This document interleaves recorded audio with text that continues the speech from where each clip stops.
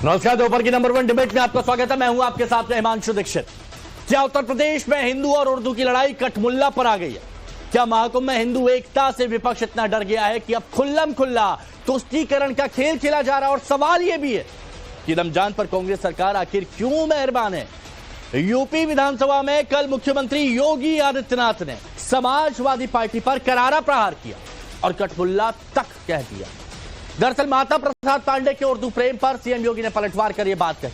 वहीं अखिलेश यादव सीएम योगी पर पलटवार कर रहे हैं और उनके साधु होने पर सवाल उठा रहे हैं। इसी बीच ममता बनर्जी ने महाकुंभ को मृत्यु कुंभ बताकर विवादित बयान दिया है। तो तेलंगाना सरकार ने नया सर्कुलर जारी कर रमजान में मुसलमान कर्मचारियों को 1 घंटे पहले की छूट दे दी। तेलंगाना सरकार के इस फैसले पर घमासान मचा हुआ है। बीजेपी फैसले को तुष्टीकरण की राजनीति बता रही है। अब सवाल है कि क्या देश में राजनीति में ध्रुवीकरण और तुष्टीकरण की खुल्लम खुल्ला सियासी लड़ाई चल रही है? आज इसी पर बात करेंगे, लेकिन उससे पहले एक रिपोर्ट आपके सामने। महाकुंभ में उमड़े हिंदू एकता के सैलाब से क्या विपक्ष इतना डर गया है कि अब तुष्टीकरण की राजनीति पर खुल्लम खुल्ला उतर आया? क्या यूपी की लड़ाई अब सनातन प्रण और कठमुल्लापन पर भी आ गई है? सवाल है कि समाजवादी पार्टी का अचानक उर्दू प्रेम कैसे जाग उठा? दरअसल कल यूपी विधानसभा के बजट सत्र के पहले दिन समाजवादी पार्टी का उर्दू प्रेम जागा तो सीएम योगी आदित्यनाथ ने करारा प्रहार करते हुए समाजवादी पार्टी पर देश को कठमुल्लापन की तरफ ले जाने का आरोप लगा दिया। और मुझे लगता है कि प्रोसेसिंग का हिस्सा होना चाहिए, इनको समाज के सामने एक्सपोज करना चाहिए। अपने बच्चों को ये लोग पढ़ाएंगे इंग्लिश स्कूलों में, और दूसरे के बच्चे के लिए अगर वो सुविधा सरकार देना चाहती है, कह देनी उर्दू पढ़ाओ इसको, यानी उसको मौलवी बनाना चाहते हैं, कठमुल्लापन की ओर देश को ले जाना चाहते हैं। दरअसल समाजवादी पार्टी के नेता माता प्रसाद पांडे ने विधानसभा में अंग्रेजी भाषा के इस्तेमाल पर आपत्ति जता दी और अंग्रेजी के बजाय उर्दू को फ्लोर लैंग्वेज बनाने की इच्छा जता दी। माता प्रसाद पांडे ने आरोप लगा दिया कि योगी सरकार हिंदू भाषा को कमजोर कर रही है। आप अंग्रेजी ला करके हिंदी को कमजोर करने का प्रयास हो रहा है, ये नहीं होना चाहिए। हिंदी को हटाने के लिए हम लोगों ने यातनाएं झेली हैं। दिल्ली तिहाड़ जेल में बंद रहे हैं, लखनऊ जेल में बंद रहे हैं, गोरखपुर के जेल में बंद रहे इस आंदोलन, इसलिए कि ये हिंदी अंग्रेजी यहाँ माध्यम न बने। और इसमें कितने लोग हैं, अगर अंग्रेजी करें तो उर्दू भी कर दीजिए। उर्दू क्यों नहीं करते? उर्दू भी तो भाषा है, उर्दू को नहीं करेंगे, अंग्रेजी करेंगे। अखिलेश के नेता के इसी बयान पर योगी एंग्री नजर आए। योगी आदित्यनाथ के प्रहार पर समाजवादी पार्टी आग बबूला हो गई और पलटवार करते हुए सीएम योगी के संत होने पर ही सवाल उठा दिए। जहां तक मुख्यमंत्री जी की भाषा है, दुख इस बात का होना चाहिए कि एक साधु ऐसा बोल रहा है, एक संत योगी महात्मा जिससे हम उम्मीद करते हैं कि सच बोले और सद के बोले, अपने आप को साध के बोले। आदमी इस तरह की भाषा तभी बोलता है जब वो उसका बैलेंस गड़बड़ हो, जो खुद कमजोर हो। तुष्टीकरण की राजनीति का खेल सिर्फ यूपी में ही नहीं चला। पश्चिम बंगाल की सीएम ममता बनर्जी महाकुंभ को मृत्यु कुंभ बता रही हैं, तो लालू यादव जैसे नेता हिंदू आस्था के इस महापर्व को फालतू कह चुके हैं। महाकुंभ अभी नाइबा बोललाम, ওটা এখন মৃত্যু কুম্ভ হয়ে গেছে। মৃত্যু কূপের মতো আমি মহাকুম্ভকে সম্মান করি, আমি শ্রদ্ধা জানাই। कुंभ का क्या कोई मतलब है? फालतू है कुंभ। इस बीच तेलंगाना में कांग्रेस सरकार के इस फैसले पर महाभारत मची हुई है। कांग्रेस की रेवंत रेड्डी सरकार ने सर्कुलर जारी कर आदेश जारी कर मुस्लिम कर्मचारियों को जल्दी ऑफिस छोड़ने की अनुमति दी है। तेलंगाना सरकार के सर्कुलर के मुताबिक राज्य सरकार ने सरकारी विभागों, सार्वजनिक क्षेत्र की इकाइयों और शैक्षणिक संस्थानों में सभी मुस्लिम कर्मचारियों को रमजान के पवित्र महीने के दौरान 1 घंटे पहले यानी शाम 4 बजे कार्यालय और स्कूल छोड़ने की इजाजत दी है। यह छूट 2 मार्च 2025 से 31 मार्च 2025 तक प्रभावी रहेगी। तेलंगाना सरकार के इस फैसले पर बीजेपी हमलावर है। बीजेपी ने कांग्रेस सरकार पर वोट बैंक और तुष्टीकरण की राजनीति का आरोप लगाया। कांग्रेस सरकार ने एक सर्कुलर जारी किया, बहुत ही दुर्भाग्य की बात है। मैं हमारे तेलंगाना राज्य के मुख्यमंत्री रेवंत रेड्डी जी से पूछना चाहूंगा, क्या उगादी के समय पर, क्या हिंदू फेस्टिवलों के समय पर, क्या इस तरह का जीवो आपको याद नहीं आता? एक केसीआर था, जो हम उस केसीआर को 8वां निजाम कहते थे, लेकिन तेलंगाना की दुर्भाग्य देखिए, एक नवा निजाम पैदा हो चुका है रेवंत रेड्डी के रूप में। कांग्रेस के अंदर कूट कर तुष्टीकरण तुष्टीकरण तुष्टीकरण और वोट बैंक की राजनीति भरी पड़ी। रेवंत रेड्डी जी नवरात्रे, गणपति पूजन, शिवरात्रि, गुरुपुरब, बुद्ध पूर्णिमा, ईस्टर, ये क्यों भूल जाता है आपको? ये क्यों भूल जाता है आपको? केवल व केवल वोट बैंक की राजनीति की जा रही है और तुष्टीकरण। वहीं सपा ने फैसले का स्वागत किया है तो कांग्रेस सवाल उठा रही है कि अगर रमजान तुष्टीकरण है तो महाकुंभ क्या है?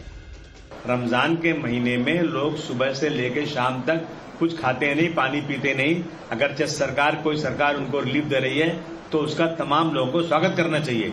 थोड़ी देर की छुट्टी पहले मिल रही है लेकिन वो काम पूरा करेंगे ना। अभी आप देखेंगे कि अकाउंटेबिलिटी किधर है। सुबह 11 बजे ड्यूटी पे आना है, 12 बजे 1 बजे लोग आते हैं, काम नहीं करते हैं। अगरचे मद्रास में उन्होंने किया है तो इसका मैं स्वागत करता हूं। और बीजेपी तो अगर माइनॉरिटी को कुछ भी मिल जाएगा तो बीजेपी के पेट में दर्द होना शुरू हो जाता है।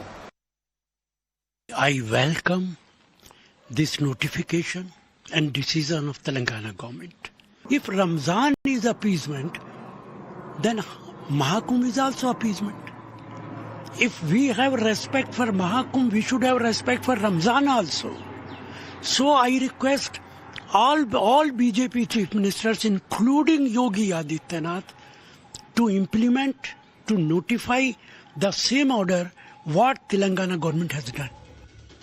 अब सवाल है क्या महाकुंभ में हिंदू एकता से विपक्ष का जाति कार्ड फेल हो गया है?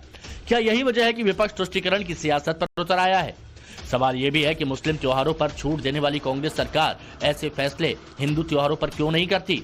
सबसे बड़ा सवाल है क्या देश की सियासत में ध्रुवीकरण वर्सेस तुष्टीकरण का खुल्लम खुल्ला खेल चल रहा है? Bureau report, times now Bharat.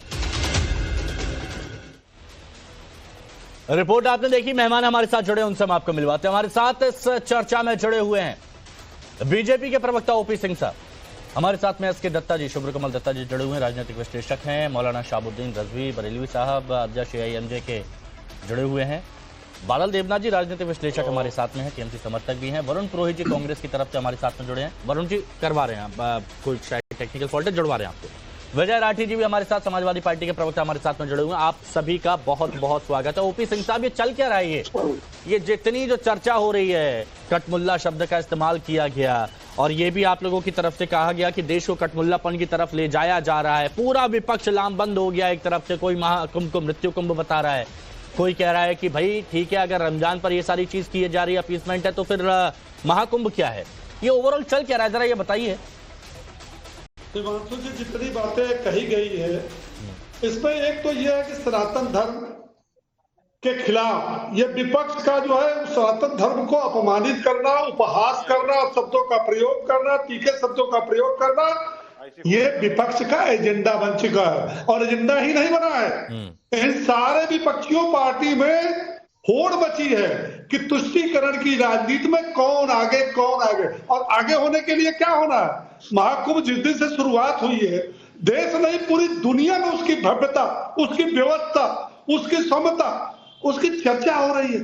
और जब से कुंभ शुरू हुआ तब से ये अब शब्दों का प्रयोग कर रहे हैं। ठीक है, आप तुष्टीकरण की राजनीति करो, हमें इससे कोई लेना देना नहीं, हमें इस पर कोई एतराज भी नहीं। समाजवादी पार्टी की सरकार थी 12 से 17, 300 करोड़ रुपया प्रतिवर्ष ये कब्रिस्तान की दीवार सुरक्षित करने के लिए खर्च करते थे, हमें कोई एतराज नहीं। आप काशी के, अयोध्या के और लखनऊ के सीरियल बम ब्लास्ट के आतंकवादियों की हाई कोर्ट में आप वकालत कर रहे हैं, निर्दोष छोड़े, हमें कोई नहीं।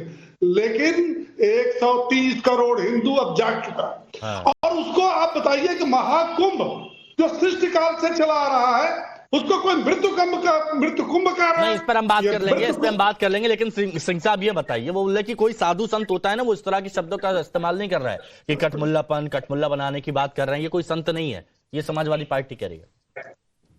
नहीं, जो योगी जी ने जिस संदर्भ में कहा है वो बिल्कुल ठीक कहा। आप बताइए किस जहां पूरी एक सेकंड हिमांशु जी, मेरी पूरी बात सुन लीजिए।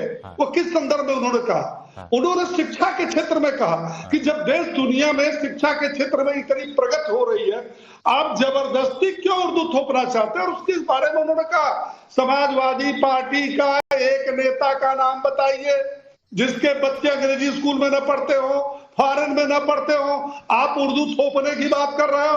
आप ये करो कि देश का मतलब आप उन बच्चों को भविष्य को क्यों नहीं देखते? आप मदरसे की पैरवी करते हो, ठीक है, थोपने की बात मत करो। और योगी जी ने तो यही कहा कि देश दुनिया में शिक्षा के क्षेत्र में आम लोगों के विकास के लिए सरकारें काम कर रही है, और आप वही लेकर के बैठे हो उर्दू थोपो, उर्दू को जरूर ठीक है। दो, तो ये पॉइंट आपका, मैं आपका पीओवी जानना चाह रहा था, मैं आपका पीओवी जानना चाह रहा था। तो यहां पर आपने क्लियर किया। विजय राठी जी बताइए, अब आप लोग बोल रहे हैं कि जो ऐसे तरह के शब्दों का इस्तेमाल कर रहे हैं वो संत नहीं हो सकते, लेकिन यहां पर उन्होंने बता दिया कि कहने का मतलब क्या था। पढ़े लिखे होते भारतीय जनता पार्टी के लोग तो समझ में आता ना मतलब। तो आप ये बताइए थोपने का शब्द कहां से आया? किसने किस पे कौन सी चीज, कौन सी लैंग्वेज थोप दी? और अंग्रेजी का उन्होंने कहा कि फ्लोर पे अंग्रेजी में भी काम हो सकता है, तो ये कहा अंग्रेजी के साथ साथ उर्दू में भी हो जाए।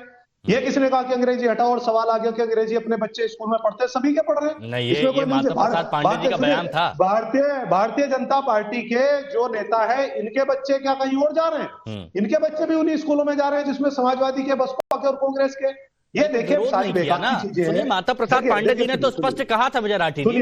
उर्दू को लेकर के विरोध क्यों आए मंशु जी? ये देखिए 2004 में किशनगंज बिहार में आदरणीय अटल बिहारी वाजपेयी, सुनिए ना विजय राठी जी, उर्दू को लेकर विरोध वाली बात नहीं है।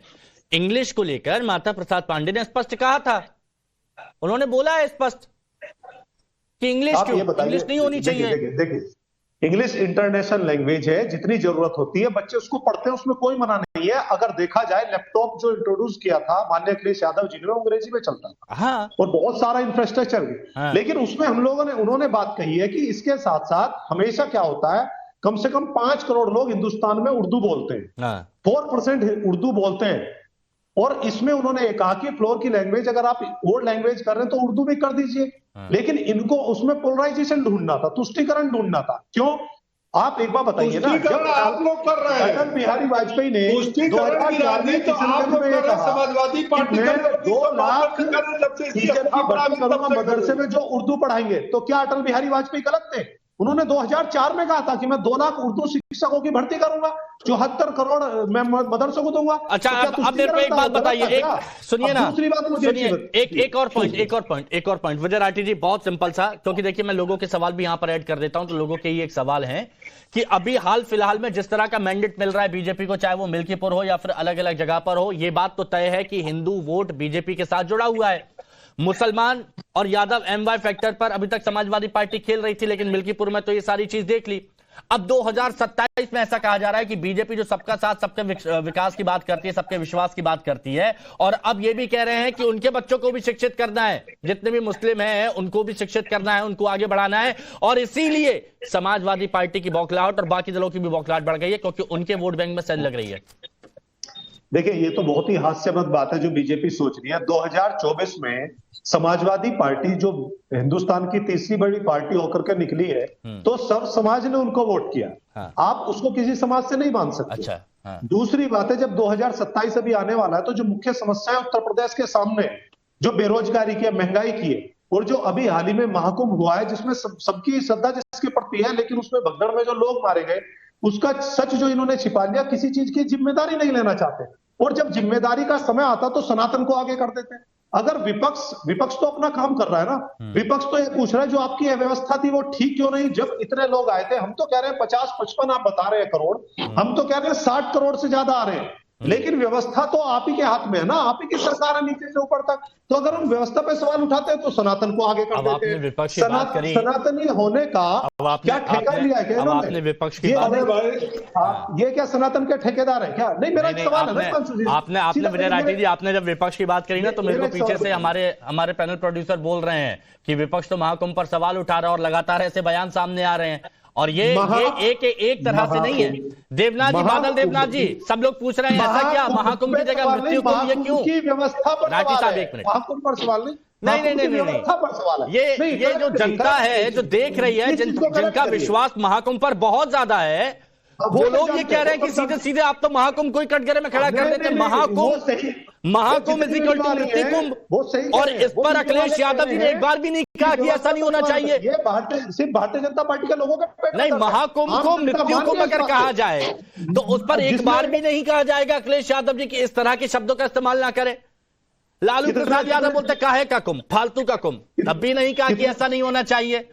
कितने लोग मरे उसमें कुंभ में, कितने लोग मौत के आगे उसमें चले गए हिमांशु जी? नहीं बिल्कुल, अब व्यवस्थाओं पर आप सवाल उठाइए ना, मैं क्या कह रहा हूं राठी जी, क्या आज तक आप लोगों ने अव्यवस्थाओं पर सवाल उठाया है? क्या हमने कभी भी आपकी आवाज दबाने की कोशिश की, अपनी आपकी आवाज को बढ़ाया है? प्रवक्ता ने, बीजेपी के नेता ने ये कहा हो हाँ हमारी कमी थी, कहीं स्वीकार किया? किसी पॉइंट ऑफ टाइम पे किया?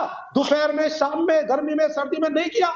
बादल देवनाथ जी, मृत्यु कुंभ ऐसा क्यों? ये सारा विपक्ष एक लाइन पर क्यों चलता है? क्या बैठकें होती हैं क्या कि नहीं हमारी लाइन पे इंटैक्ट रहना है? नहीं हिमांशु जी, ममता दीदी ने महाकुंभ को मृत्यु कुंभ नहीं कहा, उन्होंने कहा महाकुंभ अभी मृत्यु कुंभ में बदल गया। और अभी जो ये जो 1.5 महीने से चल रहा है, आप बोले 1.5 महीने से महाकुंभ होता है? 144 के महाकुंभ का 1.5 महीने से चलता है? कोई किताब में, कोई कुरान में कहाँ पर लिखा है महाकुंभ 1.5 महीने से चलेगा? और शिवरात्रि जब आएगा, शिवरात्रि के दिन क्या होगा और देख लीजिएगा।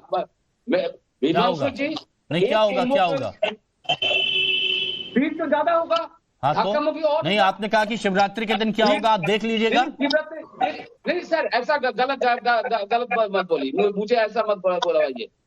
शिवरात्रि के दिन जब भीड़ ज्यादा होगा, धक्का मुक्की और होगा, भागदौड़ और होगा, लाशों का ढेर और ज्यादा होगा, नदी में 20 कैसी बातें आप कर रहे हैं कि महाशिवरात्रि पर भीड़ ज्यादा होगा, लाशों का ढेर, और कैसी बातें आप लोग कर रहे हैं? अब ये यहाँ पर सवाल नहीं उठाए जाएंगे क्या? पहले से ही लोगों के मन में डर पैदा कर दिया आपने।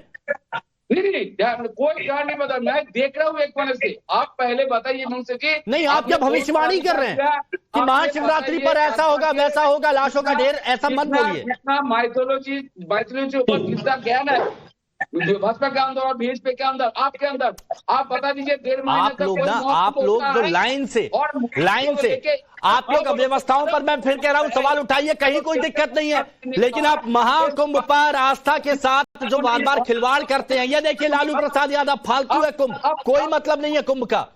अखिलेश यादव जी कहते हैं सारा पैसा कुंभ में लगा दीजिए, किसानों के लिए क्या होगा? सवाल उठाए। अब जाल अंसारी सवाल उठाते, हर कोई सवाल उठाता, और उसी का जवाब जनता आप लोगों को दे भी रही है। हिमांशु जी एक लाइन सुन लीजिए, हिमांशु जी एक लाइन सुन लीजिए। ट्रेन में हर दिन प्लेटफॉर्म टिकट हजारों जनरल टिकट बेच रहा है, इसका मतलब क्या है? इतना एक कंपार्टमेंट में कितना लोग उठ सकते हैं आप बताइए? लेकिन रेल के पास कोई जानकारी नहीं है। रेल जानता है उनका कितना इनकम हो रहा है, गवर्नमेंट जो सोचता है उनका कितना इनकम हो रहा है। लेकिन जोगी जी एक राज्यों का राजा होके जो महाकुंभ को लेकर जो चरम अव्यवस्था किया है, इसको लेकर ना पानी पीने का पानी है। रजवी साहब, मौलाना जी, क्या मुख्यमंत्री योगी आदित्यनाथ ने कुछ गलत कहा आपको लगता है? मौलाना साहब ठीक है, बादल जी डाउन करिए। हाँ देखिए, योगी आदित्यनाथ जी ने जो बात कही है वो उनकी गरिमा के खिलाफ है। उनको इस तरह की भाषा का इस्तेमाल नहीं करना चाहिए।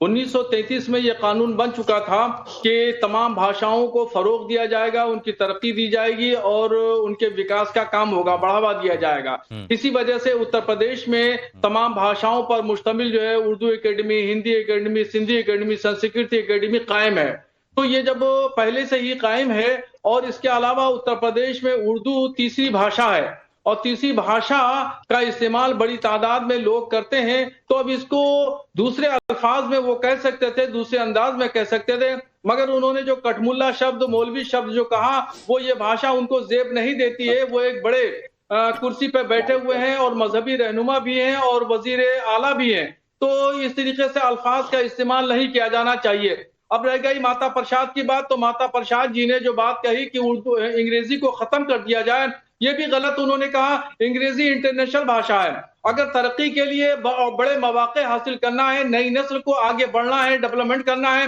तो 2 भाषाओं का ज्ञान बहुत जरूरी है, अंग्रेजी और अरबी। अगर बाहर की दुनिया में जाएंगे तो इन्हीं दोनों भाषाओं से साबका होगा और इन्हीं दोनों भाषा बोली जाती है, अंग्रेजी में बोलचाल होती है या अरबी में। अगर अंग्रेजी बच्चे को नहीं आती है तो आगे तरक्की नहीं कर सकता।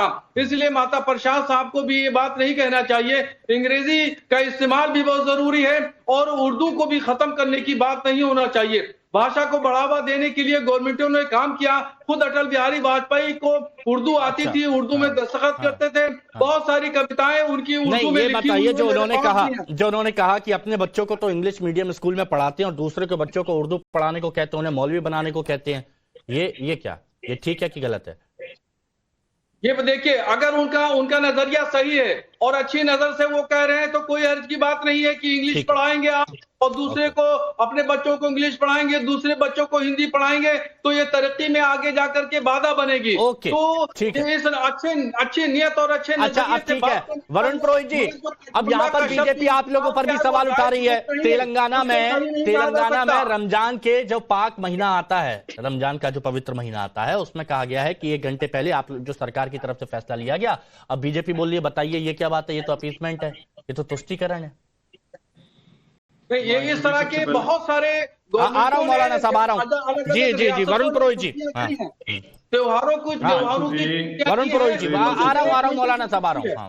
वरुण जी, हिमांशु जी, सबसे पहले तो योगी आदित्यनाथ जी ने के संदर्भ की बात की, संदर्भ में बोला है। कोई संदर्भ में आपको गाली गलौज ये आप शब्द भी बोल सकते हो क्या? संदर्भ में बोला तो शब्दों की तो आपको मर्यादा रखनी चाहिए, किसी भी संदर्भ में बोला हो। दूसरा, अंग्रेजी स्कूल की बात आई।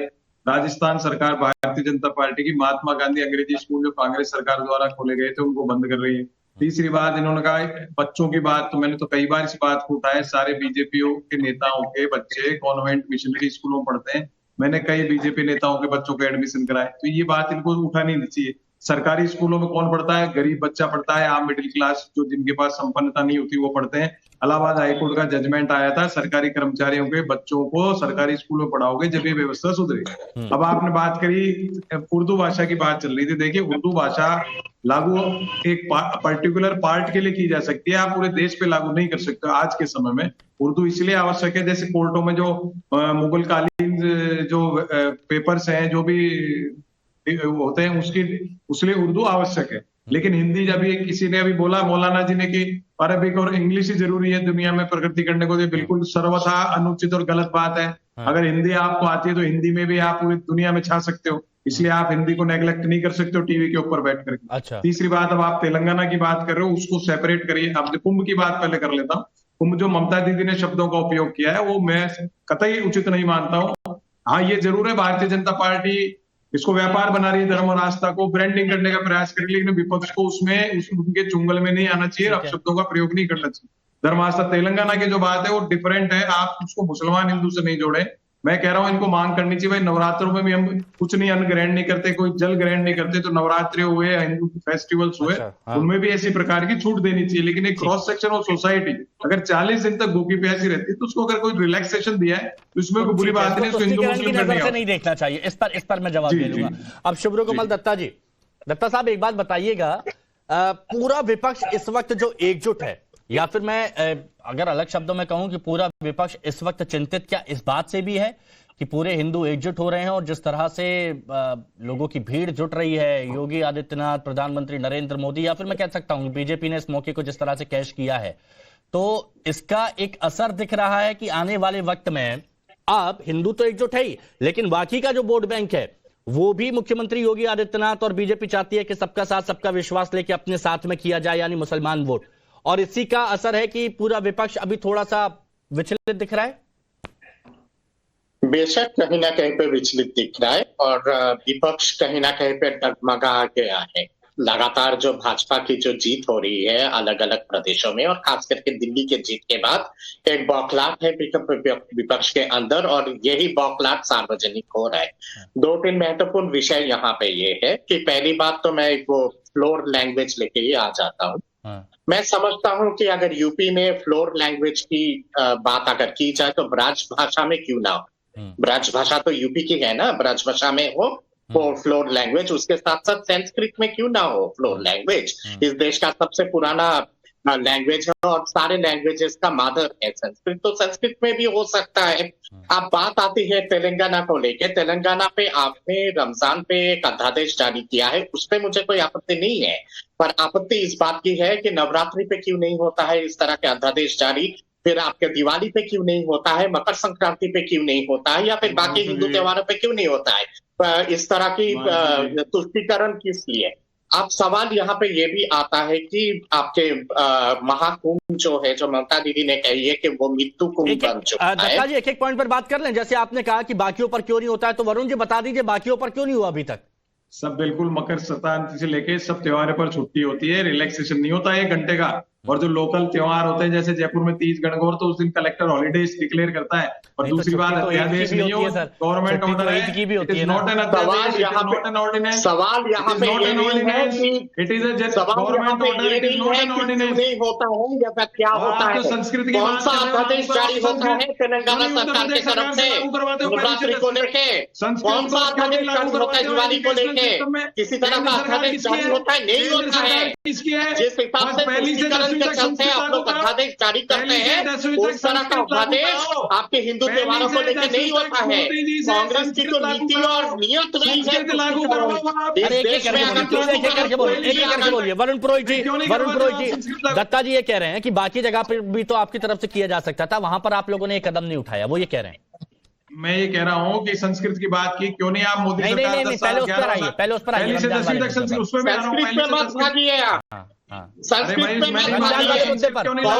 रमजान वाले मुद्दे पर जल्दी उसी पे आ रहा हूँ। कांग्रेस शुरू से जो बात है, तेलंगाना की जो बात है, देखिए हर स्टेट की अलग अलग संरचनाएं होती है, कल्चरल संरचनाएं, उस हिसाब से छुट्टियां होती है। मैंने जयपुर की बात की आपको, तीज गणगौर वहां तेलंगाना में थोड़ी मनाया जाता है, केरल में थोड़ी मनाया जाता है, कहीं ओणम होता है, कहीं क्या होता अच्छा, है। एक मिनट दत्ता जी, ओपी सिंह जी, क्या ये सही है जो तेलंगाना में हुआ?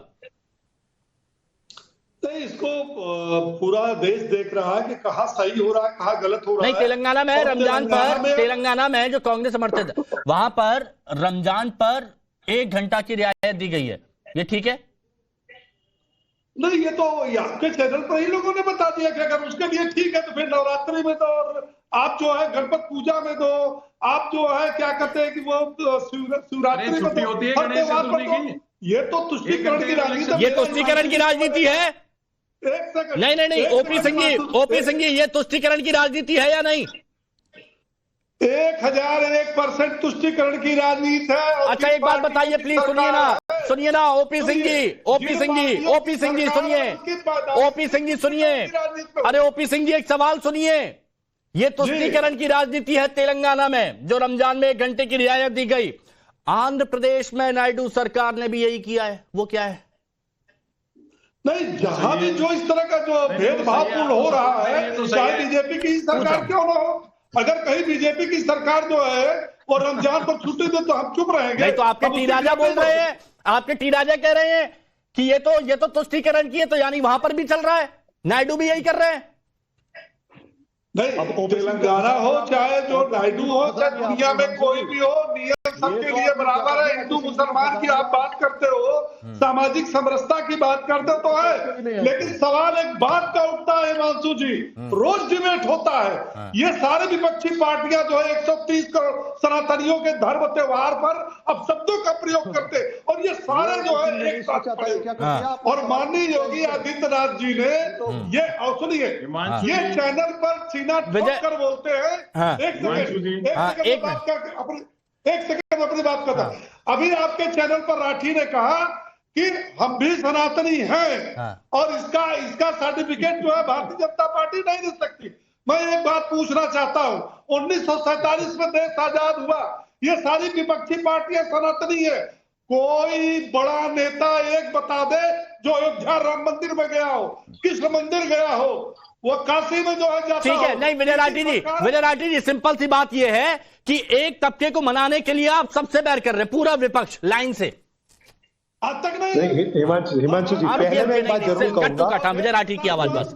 हिमांशु जी, पहले मैं आपको जरूर बधाई दूंगा कि ओपी सिंह जी ने कभी सोचा नहीं था कि पलट के सवाल आ सकता है। जैसे आपने सवाल पूछा तो बौखला गए, उन्होंने कहा अरे ये क्या हुआ, लेकिन उन्हें पता नहीं है कि पत्रकार चूंकि सामने अच्छे हैं, वो सत्ता से भी सवाल पूछते हैं। एक बात। दूसरी बात, 1947 की बात इन्होंने करी। मैं हमेशा ये बोलता हूं कि आप कितना भी बीजेपी वाले सपा पर विपक्ष पे आरोप लगाए कि 1947 की बात मत किया करो, क्योंकि वो आपकी दुखती नब्ज है।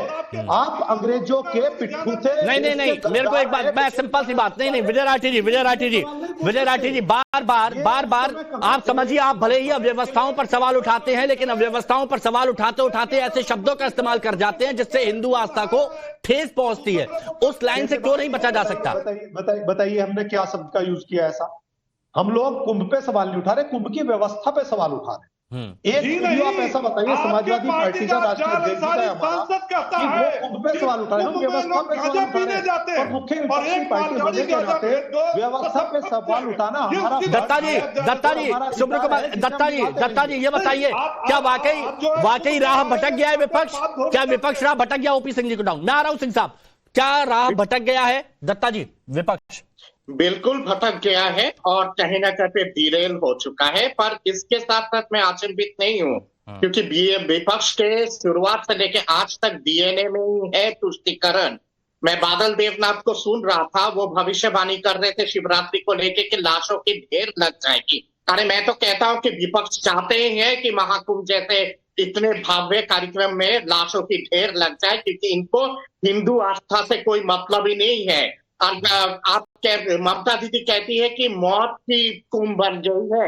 बंगाल में हर दिन कत्लेआम होता है, मर्डर होता है, तो क्या मैं मान के चलूं कि सोनार बांग्ला जो है वो मौत का बांग्ला बन चुका है? टीएमसी के सत्ता के अंदर क्या सोनार बांग्ला मौत का बांग्ला बन चुका है?